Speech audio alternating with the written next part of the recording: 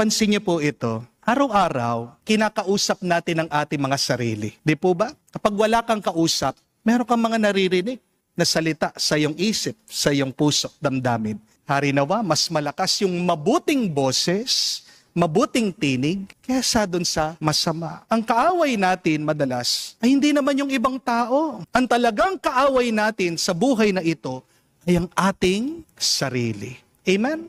Remember that. Your greatest enemy is not other people. It is you. The voices inside of your head. Kapatid, huwag mong ida-down ang iyong sarili. Ang number one na dapat kasangga mo, kakampi mo, ay ang sarili mo. Di po ba?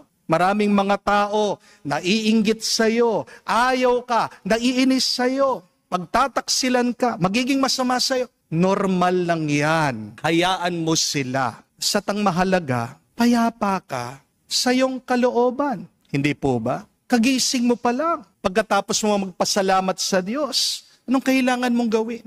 Purihin mo naman ang iyong sarili.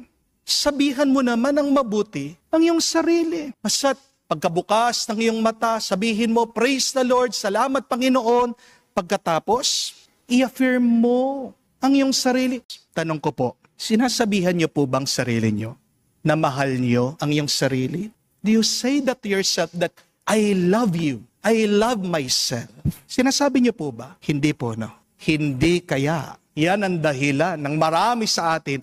Bakit nadidepress tayo? Bakit nalulungkot tayo? Kasi naghahanap ka, hinahabol mo ang compliment, affirmation ng ibang tao, pero ikaw mismo, hindi mo ma-appreciate ang sarili mo. Di po ba? Ang una dapat mag-appreciate sa iyong sarili ay ikaw. Di po ba? Hindi mo mapipilit ang ibang tao na gustuhin ka. Pero mapipili mo na gustuhin mo ang iyong sarili. Amen?